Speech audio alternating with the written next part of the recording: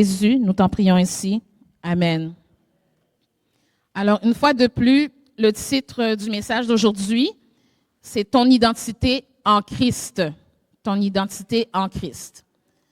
Alors, selon le verset... OK, juste un petit instant, je viens de me souvenir. Je veux remercier l'équipe de louanges avec le frère Kerbens et l'équipe. Vous étiez vraiment formidables. Merci beaucoup, une fois de plus. Donc, selon le verset que la sœur Alice nous a lu un peu plus tôt, donc le verset se trouve dans 2 Corinthiens 5, verset 17. 2 Corinthiens 5, verset 17. Si quelqu'un est en Christ, il est une nouvelle créature. Les choses anciennes sont passées, voici toutes choses sont devenues nouvelles. Ceci veut dire qu'une personne en Christ est une nouvelle créature qui possède une nouvelle identité. Amen. Frères et sœurs, l'identité est une question essentielle, particulièrement durant l'adolescence. Les jeunes sont souvent confrontés à des pressions sociales, des attentes familiales, des critiques extérieures et intérieures, des paroles dures qui peuvent abîmer et briser psychologiquement n'importe quel individu. Chacun d'entre nous fait face à des défis visibles ou invisibles. Tous ces défis sont souvent très difficiles à surmonter et c'est encore plus difficile pour les adolescents puisqu'ils ne sont pas totalement construits. Parmi les défis auxquels les jeunes font face, on trouve le rejet, le mépris, le harcèlement, les échecs scolaires ou échecs sentimentaux, le doute de soi, la peur de l'échec ou l'impression de ne pas être à la hauteur, etc. Tous ces défis causent des douleurs ou des souffrances. Ces douleurs et souffrances sont très souvent silencieuses et peuvent miner la construction identitaire d'un jeune. Frères et sœurs, ignorer son identité mène à l'instabilité. Quand tu ne sais pas qui tu es, tu vis dans le doute, tu te compares, tu cherches la validation ailleurs. Tu suis la foule, tu dis oui quand tu devrais dire non, et tu dis non quand Dieu veut que tu avances. Tu finis par vivre selon une identité de substitution, une version altérée de toi-même. La sœur Ellen White dit « Ceux qui ne fixent pas leur regard sur le Christ se laissent facilement influencer par les modes et les habitudes du monde. Cela t'amène donc à compromettre ta foi, ton appel et ta valeur. » Selon le psychanalyste germano-américain Erik Erikson, donc pour ceux qui sont curieux, Erik Erikson, c'est un psychanalyste et il a écrit beaucoup sur l'identité. Il a écrit aussi les différentes phases de l'identité chez les jeunes, chez les adultes aussi. Alors, vous pourrez fouiller un peu sur Google, vous trouverez beaucoup de choses sur Erik Erikson. Donc, Erik Erikson dit que l'identité, c'est un processus dynamique de construction de soi qui nous permet de nous sentir uniques, cohérents et connectés au monde qui nous entoure. Ceci veut dire qu'une identité, ça se construit. Différents facteurs ou composantes peuvent façonner ou former l'identité d'un individu. Parmi ces facteurs, on trouve la famille, la culture, la société, les relations, les expériences, l'Église, etc. Chacune de ces composantes laisse leur empreinte sur notre identité. Parfois, malheureusement, ces composantes laissent une empreinte douloureuse sur des jeunes ou des moins jeunes. Aujourd'hui, je ne m'attarderai pas sur les différentes composantes qui peuvent façonner l'identité d'un individu. Je mettrai plutôt l'accent sur celui qui a fait de nous une nouvelle créature et qui nous a donné une nouvelle identité. Il s'agit évidemment de Jésus-Christ. Amen. Frères et sœurs, chers jeunes, même les plus grands serviteurs de Dieu ont été confrontés à la souffrance et à la crise identitaire. Dans la Bible, nous voyons de grands hommes et de grandes femmes de Dieu qui ont connu la détresse intérieure. Élie, après avoir été persécuté par Jézabel, demande à Dieu de lui ôter la vie. David, dans ses psaumes, pleure souvent dans l'angoisse. Jésus lui-même a vécu la trahison, le rejet, la solitude jusqu'à la croix. Donc, Dieu comprend les douleurs et les souffrances de ses enfants. Il les voit, même celles que tu n'oses pas dire.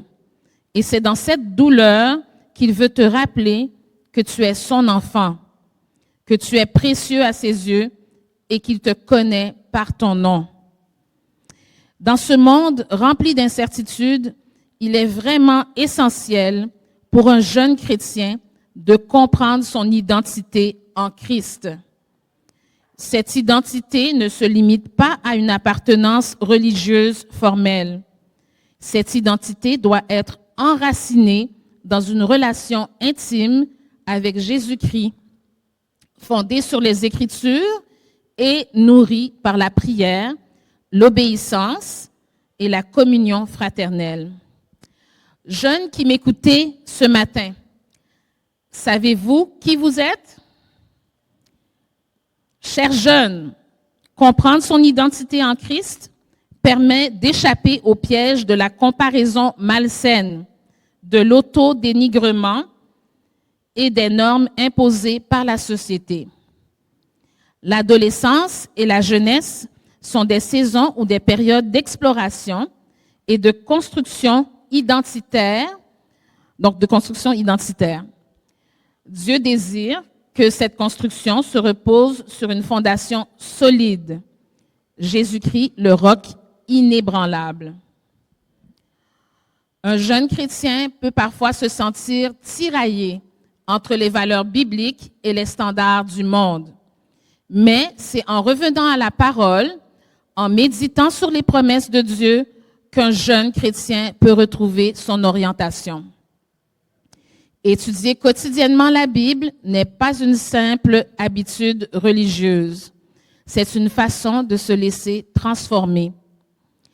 L'apôtre Paul nous exhorte dans Romains 12 au verset 2 à ne pas nous conformer au siècle présent, mais à être transformés par le renouvellement de l'intelligence. C'est un appel à la différence, car l'identité chrétienne, c'est vivre comme Jésus-Christ. Chers jeunes, vous êtes appelés à être des ambassadeurs du ciel, reflétant les valeurs du royaume de Dieu dans votre manière de parler, dans votre manière de vous habiller, dans votre manière d'aimer et de faire des choix. La sœur White écrit, « Les jeunes qui veulent servir Dieu doivent se séparer des influences corrompues du monde. » C'est pris dans Message à la jeunesse.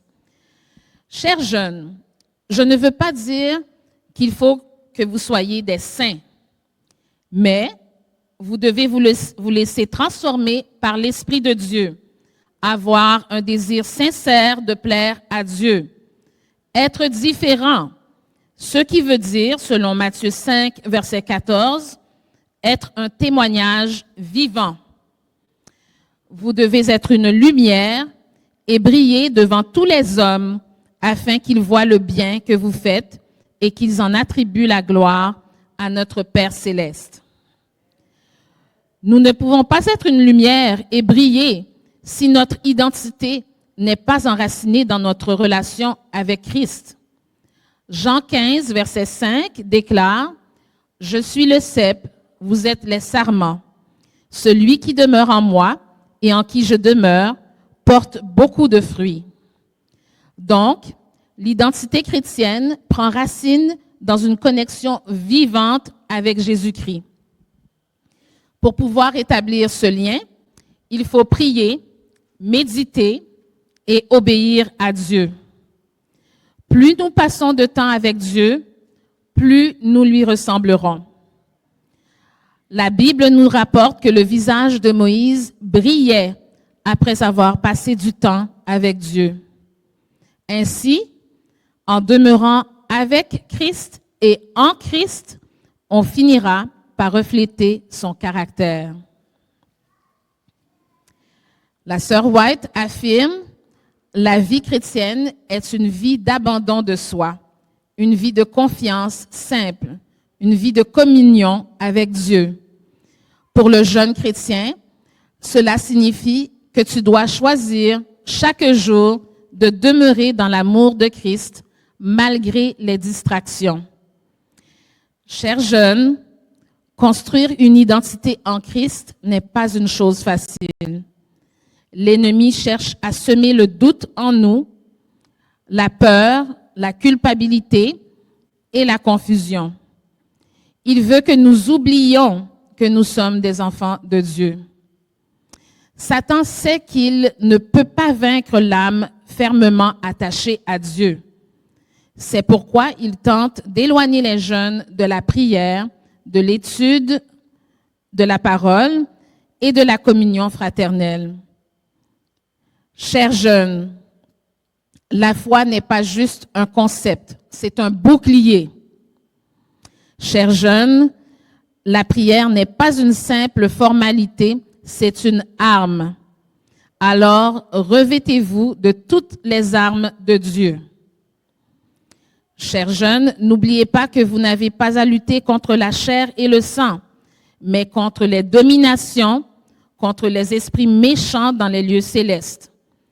Alors, un jeune chrétien est en guerre spirituelle. Donc, chaque jour, tu dois revêtir l'armure de Dieu, selon Éphésiens 6, versets 13 à 17. Il faut noter que les souffrances causées par la crise identitaire ne sont pas spécifiques à une catégorie de personnes. C'est-à-dire que ce ne sont pas juste les jeunes qui souffrent. Tous, nous souffrons, nous portons des stigmates d'une peine qui parfois peut nous faire tomber dans la douleur, dans la souffrance. Sachez, chers jeunes, que vous n'êtes pas seuls à avoir douté, à avoir souffert dans la vie. En revanche, il est très important de ne pas laisser vos souffrances vous définir. Parfois, il faut apprendre à pardonner, à se pardonner et ne pas rester dans la culpabilité. Il faut toujours prier et savoir lâcher prise en laissant Dieu prendre le contrôle. David, malgré ses fautes, était un homme selon le cœur de Dieu. C'est la preuve que Dieu ne nous définit pas par nos échecs, mais par notre potentiel en lui. La sœur White affirme, en Christ, il y a de la puissance pour renouveler chaque âme, pour transformer ceux qui étaient tombés dans la plus profonde déchéance. Personnellement, je crois que la parole de Dieu est le miroir dans lequel le chrétien découvre sa véritable identité. Le texte de méditation nous rappelle bien que notre identité n'est pas définie par notre passé ou par nos erreurs, mais par notre relation quotidienne avec Jésus. Si quelqu'un est en Christ, il est une nouvelle créature. Amen. Cette nouvelle identité nous engage implicitement dans une mission et nous invite à ne pas rester passifs. Jésus a dit dans Matthieu 5, versets 13 à 14, « Vous êtes le sel de la terre, la lumière du monde. » Donc, chaque jeune chrétien a une mission. Même si la mission globale consiste à évangéliser, les moyens pour l'atteindre peuvent être différents. Ce qui signifie que peu importe où un jeune se trouve, il peut évangéliser. Chaque jeune trouvera un environnement, un champ pour exercer sa mission. Chers jeunes, Dieu n'attend pas à ce que tu sois parfait pour t'utiliser. Il veut que tu sois disponible. Jérémie était jeune, mais Dieu l'a appelé. La sœur White encore nous dit, le Seigneur appelle les jeunes parce qu'ils sont forts, courageux et prêts à faire avancer son œuvre. Chers jeunes, ton identité en Christ implique un service. Ce service peut se traduire par ton comportement dans ton école, un engagement dans ton église ou une attitude d'amour dans ta famille ou dans d'autres milieux. Dieu s'attend à ce que vous soyez une génération de jeunes qui brillent sans compromis. Malheureusement, le monde nous propose des identités basées sur l'apparence, les possessions ou la reconnaissance sociale. Ces identités sont fragiles. Oui, elles sont fragiles parce que l'apparence d'une personne peut changer à tout moment. Un individu peut également perdre subitement toutes ses possessions. Et la loyauté des amis ne dure pas toujours toute une vie. Les gens évoluent et les chemins de vie peuvent diverger. Un jeune chrétien doit discerner ce qui vient de Dieu et ce qui vient du monde. Un jeune chrétien doit se poser cette question trouvée dans Galates 1er au verset 10. Est-ce la faveur des hommes que je désire ou celle de Dieu? Chers jeunes, je vous dirais même que vous devez vous poser cette question continuellement. Donc la question, est-ce la faveur des hommes que je désire ou celle de Dieu? Posez-vous cette question continuellement tout le long de votre vie. Lorsqu'un chrétien vit pour plaire aux autres, il risque de compromettre sa foi. La sœur White nous a bien avertis. L'amour du monde est une ruse dangereuse. L'amour du monde affaiblit la foi et empêche l'œuvre du Saint-Esprit. Les réseaux sociaux, les comparaisons, les pressions culturelles ne doivent pas dicter ta valeur. Je répète encore, les réseaux sociaux, les comparaisons, les pressions culturelles ne doivent pas dicter ta valeur. Ta valeur vient du sang que Jésus a versé pour toi. Amen. Une identité transformée produit un comportement transformé. Une identité en Christ produit des fruits visibles tels que l'amour, la joie, la paix, la bonté, la bénignité, la fidélité, la douceur, la tempérance. Ce sont les marques visibles d'une vie en Christ. Amen. L'œuvre du Saint-Esprit dans le cœur se révèle par une transformation du caractère. Un jeune chrétien doit être un modèle pour les autres, non pas par orgueil, mais parce que le Christ vit en lui. Galates 2, verset 20. Cela se reflète chez le jeune ou autre individu, cela se reflète dans ses choix, dans ses études, dans ses amitiés, dans son comportement avec les autres, dans sa gestion du temps, dans la gestion de ses émotions, etc. Le chrétien authentique ne vit pas pour impressionner le monde, mais pour refléter le caractère de Christ. Je répète, le chrétien authentique ne vit pas pour impressionner le monde, mais pour refléter le caractère de Christ. Beaucoup de jeunes sont parfois pris dans des relations toxiques, dans l'anxiété, et ceci crée un certain conflit interne.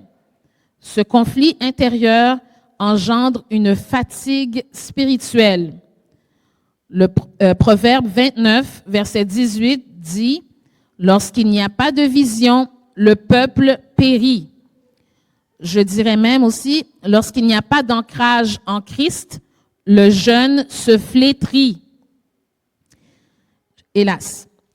Chers jeunes, l'identité en Christ, c'est une vision claire de qui tu es et où tu vas.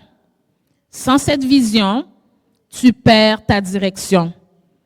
Avec cette vision, même dans les tempêtes, tu resteras enraciné. Cher jeune, ton identité se construit maintenant. Chaque parole que tu entends, chaque regard, chaque expérience, positive ou négative, t'influence. Mais il y a un moment dans la vie où tu dois choisir de prendre la version de toi que Dieu a dessinée pour toi ou celle que le monde te propose. Ce n'est pas automatique. Tu dois vraiment faire un choix conscient. Tu dois prendre un engagement. Romains 12, verset 2 dit, « Ne vous conformez pas au siècle présent, mais soyez transformés par le renouvellement de l'intelligence. » Cela veut dire, laisse Dieu te dire qui tu es. Dieu ne t'a pas créé pour copier les autres. Il t'a formé de manière unique. Le psaume 139, verset 14 déclare, « Je te loue de ce que je suis une créature si merveilleuse. » Ton identité en Christ te donne un ancrage, une fondation. Plus tu passes du temps avec Christ, plus tu découvriras ta vraie nature. Ellen White écrit, « L'homme est le reflet de ce qu'il contemple. » Alors, cher jeune, que choisis-tu de regarder ou d'écouter sur Facebook, sur YouTube, sur Instagram, sur WhatsApp, sur TikTok, sur Snapchat, etc. Ce que tu regardes et ce que tu écoutes façonne ton cœur et ton cœur façonne ton identité. Cher jeune, Dieu désire une chose. Dieu désire que tu saches à quel point tu es précieux à ses yeux. Tu n'es pas une erreur, tu es choisi. Éphésiens 2, verset 10 dit, « Car nous sommes son ouvrage, ayant été créés en Jésus-Christ pour de bonnes œuvres. » Cela signifie que ton identité en Christ ne se limite pas à un statut spirituel. Elle te donne aussi une mission ici sur la terre. Cher jeune, l'éducation la plus noble est celle qui prépare ton âme à reconnaître la voix de Dieu. Dieu veut t'enseigner ta vraie valeur, t'amener à vivre avec sagesse, avec droiture et courage.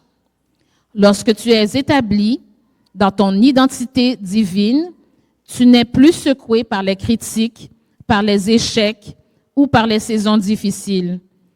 Tu vis avec assurance, tu marches avec paix et sérénité. Et même quand tu tombes, si tu tombes, tu vas savoir comment te relever. Le monde vend des illusions. Sois parfait, sois populaire, sois toujours heureux. Mais ces identités sont lourdes à porter. Sachez, chers jeunes, que vous n'êtes pas obligés de suivre toutes les nouvelles tendances ou les trends que l'on voit sur TikTok ou Instagram ou Facebook. Ces tendances finissent par fatiguer. Ces tendances créent en toi une pression constante.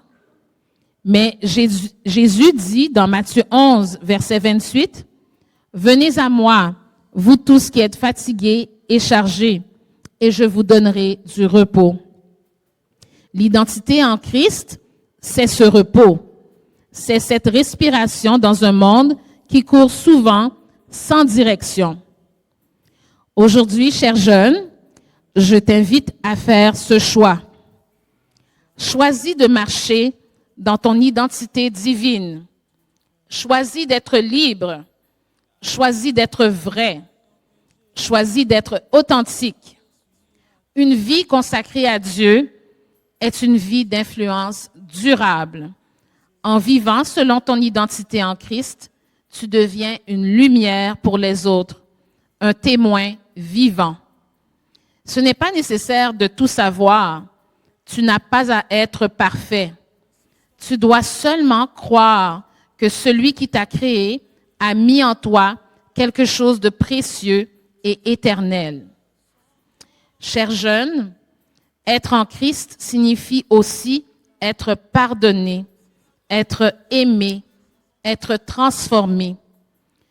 Ceci va t'apporter la paix intérieure, l'assurance, la résilience face aux épreuves. Galates 2, verset 20 nous dit, « J'ai été crucifié avec Christ, et si je vis, ce n'est plus moi qui vis, c'est Christ qui vit en moi. » Amen. Cette union entre le Christ et toi changera ta façon de vivre et de te percevoir. Cette union nous rappelle que ton identité n'est pas ce que les autres pensent de toi. Ton identité ne se limite pas aux vêtements que tu portes. Le Seigneur a une place pour chacun et chaque âme fidèle recevra la lumière de la vie. Amen. Chers jeunes, pour terminer, je vous dirais que votre identité ne dépend pas des circonstances de votre vie, ni de votre passé, ni de l'opinion des autres, ni des likes, des petits pouces que vous recevez dans les différents médias sociaux. Votre identité se trouve en Christ, qui vous aime inconditionnellement. Approchez-vous de lui, plongez dans sa parole et marchez dans votre véritable identité. Car ceux qui sont en Christ ont une paix qui surpasse toute intelligence. Ton identité en Christ est ton plus grand trésor. Elle t'ancre quand tout vacille. Elle te donne la paix dans l'incertitude. Elle te pousse à l'excellence, à la compassion, à la fidélité. Tu n'es pas un accident. Tu es voulu, tu es aimé, tu es pardonné et un envoyé de Dieu. Que rien ni personne ne te vole cette vérité. L'amour de Dieu, révélé en Christ, est la force la plus puissante pour élever l'âme. Alors, chers jeunes, marche avec assurance. Rappelle-toi qui tu es et que ta lumière brille, non pas pour ta gloire, mais pour celle de ton Père céleste. C'est là ma prière pour vous tous, chers jeunes. C'est également là ma prière pour vous tous, chers frères et sœurs. C'est la prière pour moi également. Amen. Avec Jésus, oui, je le peux. Avec lui, je résisterai. Quel que soit ce qui arrivera, ma vie est dans tes mains. Quel que soit ce qui arrivera, ma vie est dans tes mains. Avec Jésus, oui, je le peux. Avec lui, je résisterai.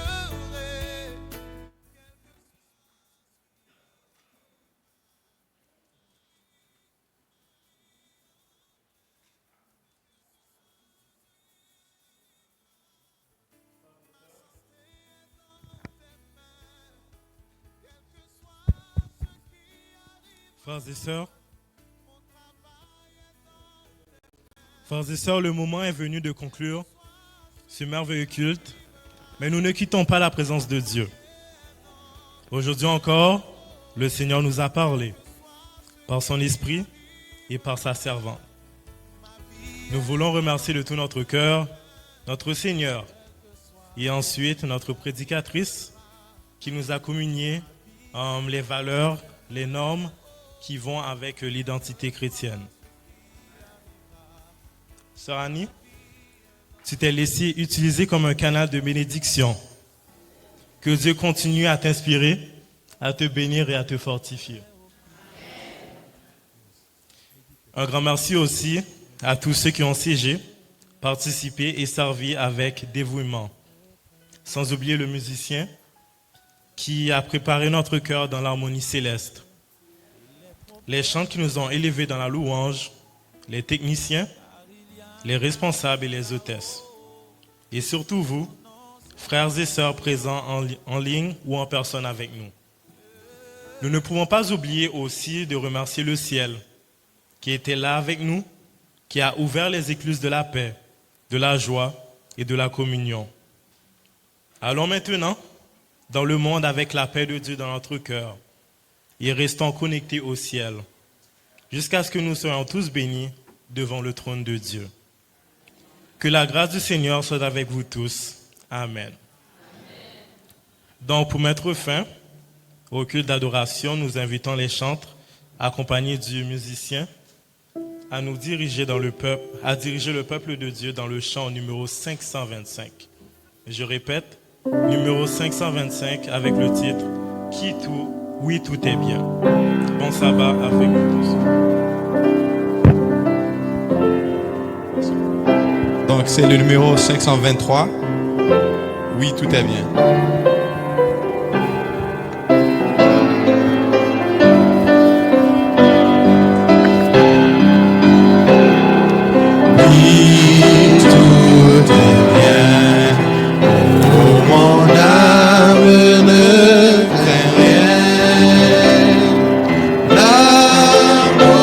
Suprême,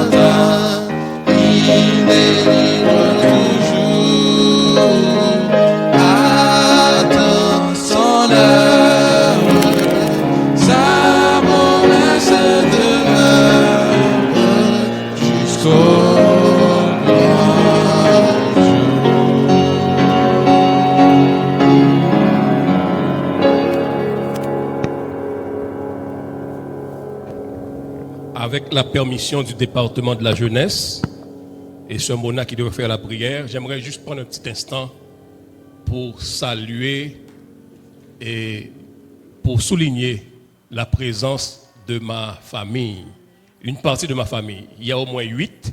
Ils ont traversé les côtes de la Floride pour être jusqu'ici avec nous. Et I need to take some time to emphasize the presence of my extended family. My sister, ma sœur Emilia est ici, et Esther, mes 2 sœurs. Il y a 4 d'entre nous qui sont là. Nous sommes là. Il y a Hugo, moi-même et mes 2 sœurs. Il y a un autre frère en Haïti. Et ma sœur il y a la présence de ses filles avec elle. The presence of my extended family, my sister Emilia and two of her daughters, Judith Lochard and Gina Williams. And Gina Williams is, as her side, her husband, Scott William. And Gina and Scott William, they are 2 resources person of U.S. Army reservists. So Scott William is a mechanical engineer, and Judith Lochard, Gina Williams is logistic and statistic. So they are very important for the U.S. Army. They are reservists, but they are ready to go anywhere they call them to go. So we are happy to see them. And the children, Noah Williams, Leah Williams, Nicola Williams, Avaya Williams. They are 8 altogether. My sister and their daughter and little children. So we are happy. The church is happy to see you this morning. So you risk your life to take the plane to be here with us. So may God bless you. May God guide you. They are here in the occasion is my daughter's graduation.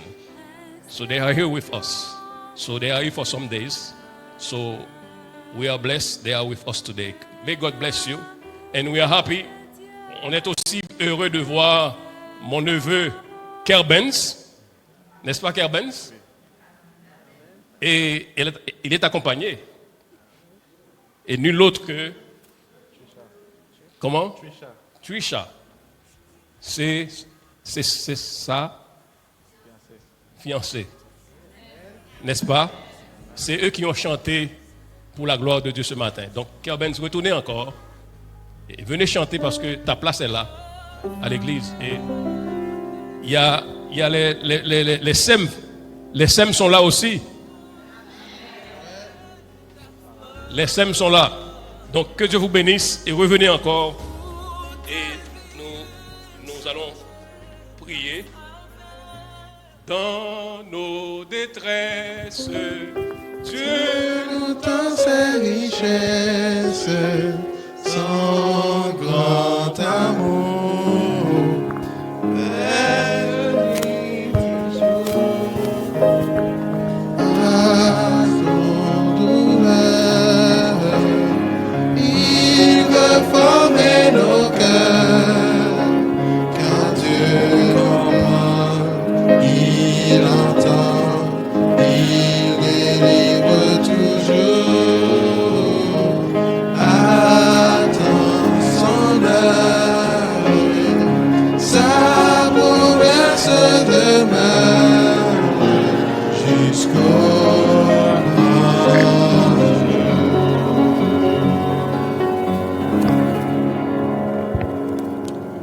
Fermons nos yeux pour la bénédiction. Merci Seigneur d'avoir utilisé ta servante Annie pour nous partager ce message qui nous invite à garder notre identité en Christ. Que tu la bénisses abondamment, Seigneur, et que ce message ne reste pas seulement à Shekinah, et qu'il soit véhiculé afin que d'autres jeunes puissent le partager. Seigneur, que par la puissance divine, nos jeunes puissent rester s'accrocher à toi, qu'ils puissent garder leur identité de fils et de filles de Dieu, que par ton Saint-Esprit, qu'ils puissent briller partout où ils passent, et cela sans compromis, en restant attachés et enracinés à toi. Papa, renvoie-nous de ce lieu avec ta paix, ta grâce, au nom de Jésus. Amen.